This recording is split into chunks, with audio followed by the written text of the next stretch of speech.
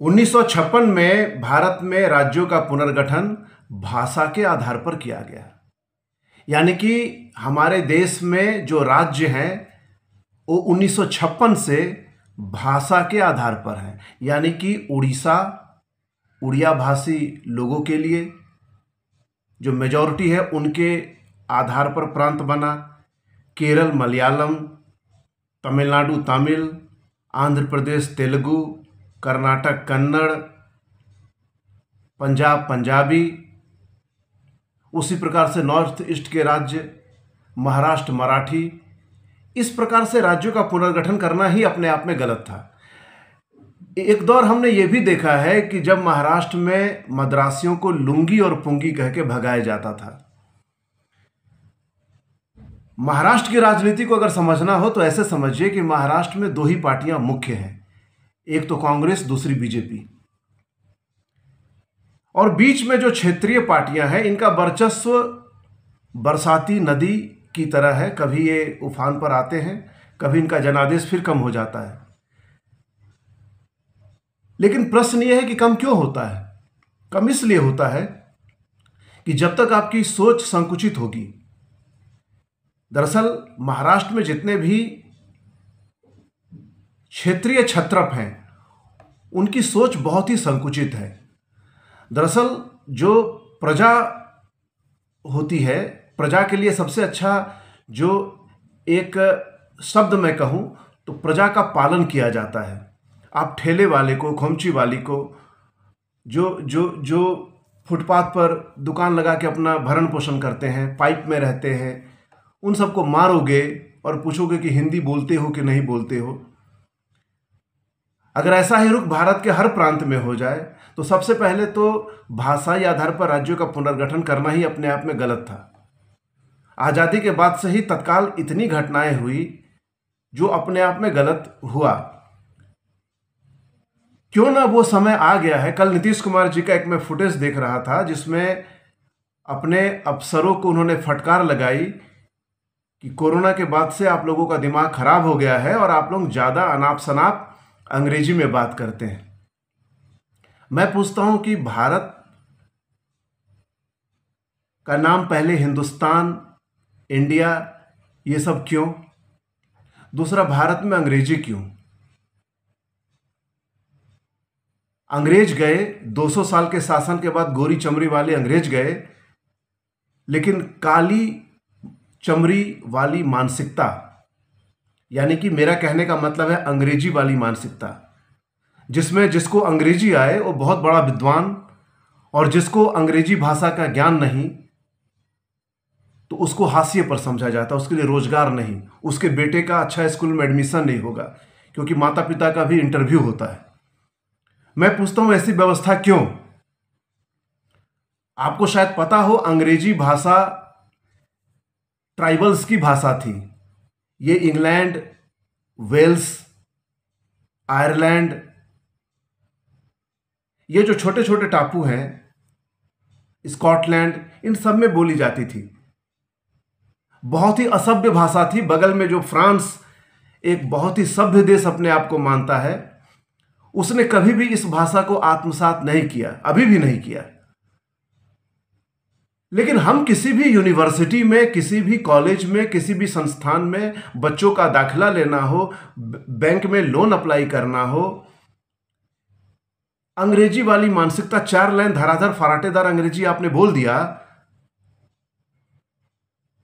तो आप विद्वानों में शुमार हो गए। ये कौन सी, कहां की ये परिभाषा है? लेकिन हम लोगों ने उसको गढ़ दिया है, ये प्रतिमान हमने बना दिया है। सबसे पहले तो लोगों के जुबान पर अपने देश का एक ही नाम आए, और मैं इसका भी समर्थक नहीं हूं कि आधा अधूरा नाम भारत। हमारे देश का नाम है भारतवर्ष। हमारी एक भाषा हो हिंदी, हिंदी प्राथमिक भाषा और राज्यों की भाषा द्वितीयक भाषा, जो उनकी अपनी भाषा है। बाहर गांव भीतर गांव, ये भेद हमारे देश के लिए विघटनकारी है और हमारे देश के लिए ये बहुत बड़ा खतरा है। और कुछ मुद्दे ऐसे हैं जिसमें कोई हाथ भी लगाना नहीं चाहता। और भाषाई मुद्दा ऐसा है जिसको अगर समाधान नहीं किया गया तो आने वाले समय में ये देश के लिए बहुत ही ज्वलंतकारी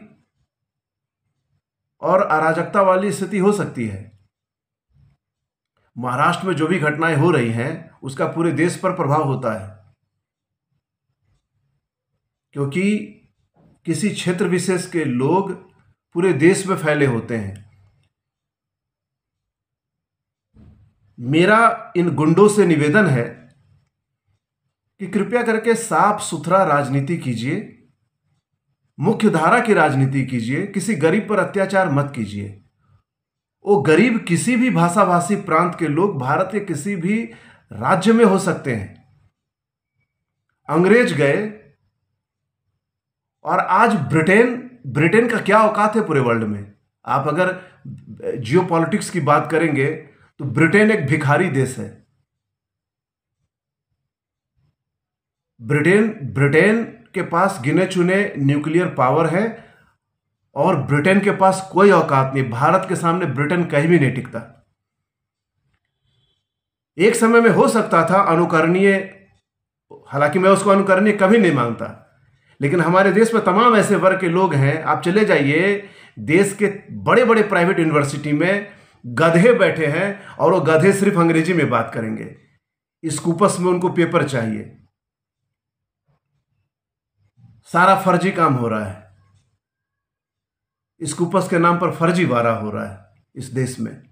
विश्वविद्यालय शिक्षण व्यवस्था चरमराई। मैं पूछता हूं कि आप आज बच्चों को शुरुआत में प्राथमिक शिक्षक में अंग्रेजी और हिंदी दोनों पढ़ा रहे हैं और अंग्रेजी पर ज्यादा जोर है। हिंदी एक पत्र के रूप में एक विषय के रूप में सिर्फ शामिल है। बाकी तो जो सीबीएसई और आईसीएसई का जो मैं ढांचा देखता हूं उसमें अंग्रेजी विषय ही प्रधान है। और ईमानदारी से आज मंथन कीजिएगा, क्या आपको 12 खरी याद है? क्या आप फराटेदार अ आ इ ई उ ऊ से लेकर योरलव छत्र ज्ञात तक आप बोल सकते हैं? आप एक बार आईने के सामने आज बोलने का कोशिश कीजिएगा। और मेरा आपसे निवेदन है कि आप अपने बच्चों का भी टेस्ट लीजिएगा। पूछिएगा कि बेटा 12 खड़ी सुनाओ। दरअसल आपको खुद नहीं पता है। दरअसल आप लिखना भी भूल गए हैं। आप मोबाइल पर टाइप करते करते ये जो गुलामी है, आप लिखना भूल गए हैं। तो सबसे पहले अंग्रेजी की दलाली हमें छोड़नी होगी। भारतीय जहां भी है, आप विदेश में जाते हैं तो भारतीय को गला लगाते हैं कि कोई बिछड़ा हुआ भाई भारत से आया है, लेकिन भारत में उसे घृणा करते हैं। यह कौन सी व्यवस्था है? अगर आप अच्छे व्यक्ति हैं तो भारतीय होने का फर्ज अदा कीजिए और हर भारतीय को भाई बंधु समझिए।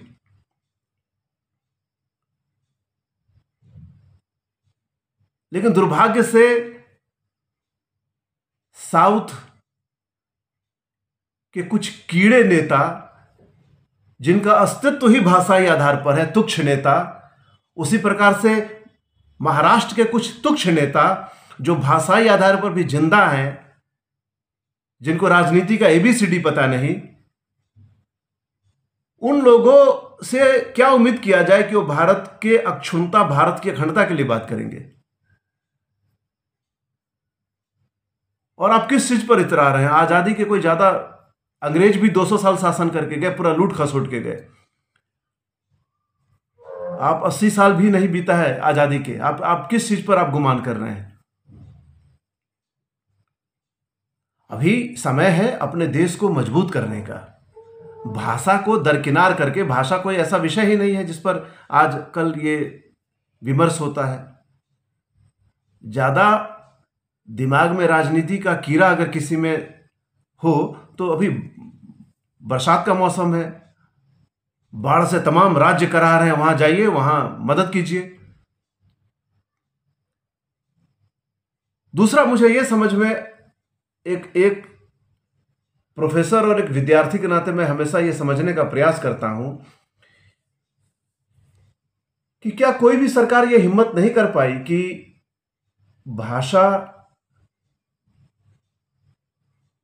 हिंदी होनी चाहिए, एक तो ऐसी भाषा हो जो इस देश की रीढ़ हो, जैसे चीन है, मंदारिन। रूस क्या अंग्रेजी का प्रयोग करता है? व्लादिमीर पुतिन किसी भी मंच से अंग्रेजी नहीं बोलते। सच पूछिए तो अंग्रेजी से हर भारतीय को घृणा होनी चाहिए, लेकिन दुर्भाग्य से अंग्रेजी बोलने वाले को आपने ही महान बना रखा है, वो तो गधा है। नीतीश बाबू ने सही फटकार लगाई है अधिकारियों की, जो अंग्रेजी में संभाषण करे, आज से ही अगर हम ये ट्रेंड बना ले कि वो गधा है, भले ही किसी भी यूनिवर्सिटी में बैठा हुआ कोई वाइस चांसलर ही क्यों ना हो, चांसलर ही क्यों ना हो, अंग्रेजी में बात किया तो समझिए कि गधा है बिना सिंह का।